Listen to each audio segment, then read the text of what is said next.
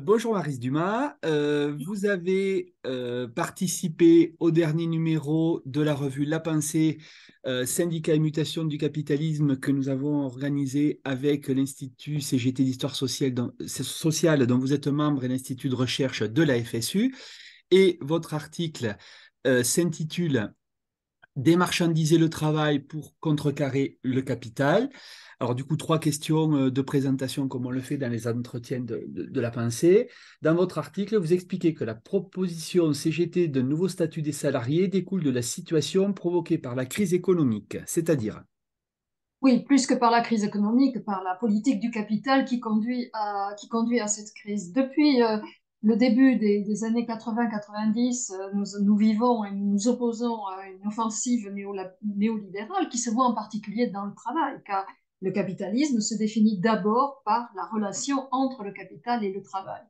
Et ce que l'on a pu observer, c'est que les luttes nombreuses, fortes, au fur et à mesure du temps, ne permettent plus de mettre un terme à cette politique et de conquérir des droits plus importants pour les salariés. Et au fur et à mesure du temps, on voit que les endroits et les entreprises où les salariés étaient forts et nombreux se réduisent, alors qu'au contraire se développe un nouveau salariat fait de précarité, de flexibilité dans les services, dans des secteurs nouveaux. Et les conventions collectives et le droit du travail tel qu'il résulte d'un siècle de lutte ne parvient plus à protéger suffisamment ces salariés et à empêcher que la concurrence qui fait partie du système capitaliste se fasse par le dumping social, c'est-à-dire par la mise en concurrence sur les droits des salariés. Et donc, la CGT, nous estimons qu'on est arrivé à un moment, à partir des années 2000, où il faut penser autrement les propositions que nous avançons, à la fois pour que ce soit des propositions de conquête, pour qu'elle concerne l'ensemble des salariés et pas seulement ceux qui avaient des droits acquis dans les périodes précédentes, mais aussi les nouveaux salariés précarisés, flexibilisés et en situation de mobilité. Et le troisième aspect, c'est que c'est peu connu, mais les conventions collectives, qui sont un acquis important, le champ des conventions collectives est déterminé par les employeurs, pas par les salariés. Et donc, les employeurs jouent à la fois sur le nombre des conventions collectives, sur leur champ d'application, pour arriver à un moins-disant social au travers de la sous-traitance, des filialisations, etc.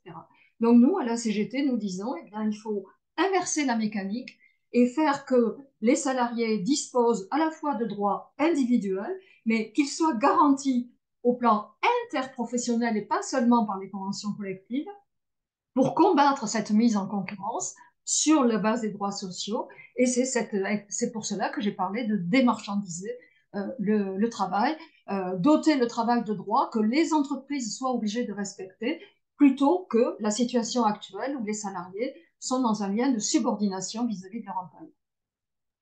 Alors justement,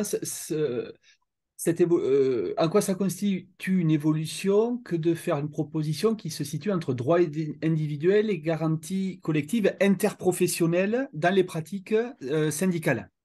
Alors, le management le management néolibéral utilise énormément l'envie, le souhait qui est légitime des salariés de compter pour eux, d'exister, de pouvoir faire des propositions, de pouvoir se réaliser dans leur travail, de pouvoir avoir du plaisir dans le travail, de lui donner une utilité sociale. Le management récupère cette aspiration pour faire des individus, l'expression est managériale, hein, des entrepreneurs d'eux-mêmes, hein, je crois que ça dit tout, c'est-à-dire les individus se retrouvent seuls à devoir atteindre des objectifs qui sont inatteignables.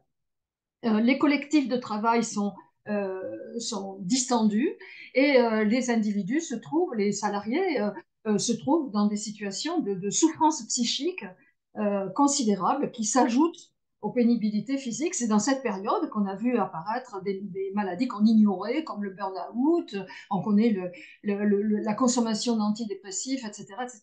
Nous, la CGT, nous voulons répondre à cette aspiration à compter pour des individus et nous voulons donc concevoir des droits démocratiques qui permettent, avec les garanties collectives interprofessionnelles, c'est ce que nous appelons le nouveau statut de travail salarié, qui permettent aux salariés de pouvoir intervenir sur les choix de gestion, intervenir sur les finalités de leur travail.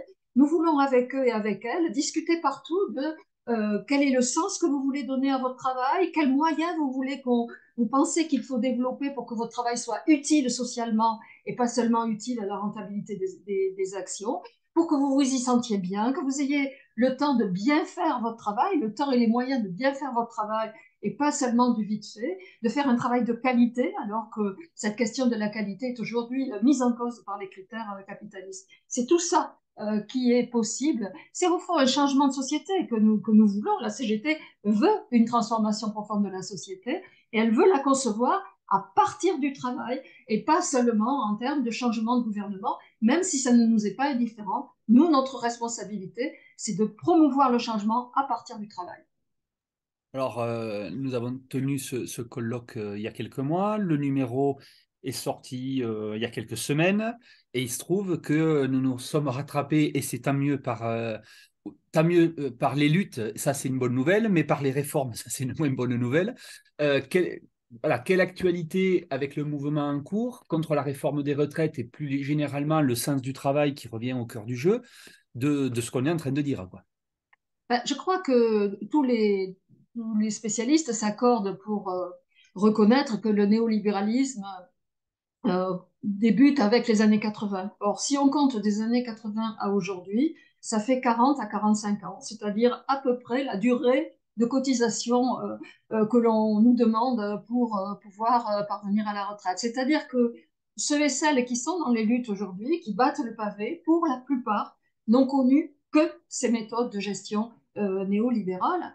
Et le mouvement des retraites, qui est un mouvement contre l'allongement des cotisations et le report de l'âge de la retraite, il met surtout en évidence on n'en veut plus de ce travail tel qu'il est. On n'en veut plus de ces méthodes-là. On veut pouvoir s'épanouir, se réaliser dans le travail et on veut aussi donc faire un travail utile, mais on veut utile socialement, mais on veut aussi disposer de liberté. Et donc le mouvement qui est sur les retraites, il pose comme jamais la question du travail et la question de la liberté.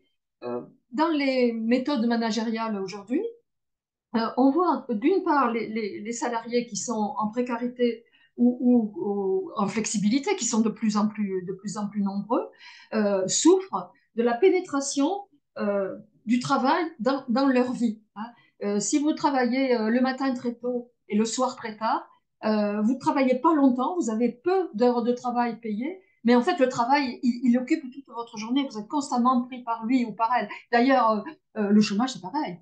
Quand on cherche un emploi, on est constamment préoccupé par le travail, le non-travail. On n'arrive pas à s'en échapper. Le numérique, il fait que la prégnance du travail dans la vie personnelle, il n'y a plus de frontières en fait. Et donc, dans le mouvement sur les retraites, ce qu'on voit, c'est cette exigence de pouvoir enfin avoir un temps vraiment libre, un temps qui nous appartienne, qui ne dépende pas de l'employeur, pas du travail, pas avec le stress du travail, dont on peut faire ce que l'on veut. Alors, on voit cette exigence sur la réduction de la durée du travail, en particulier la volonté d'obtenir davantage de congés, la volonté de réduire le temps de travail, mais aussi la semaine de travail, et on le voit par rapport à la retraite.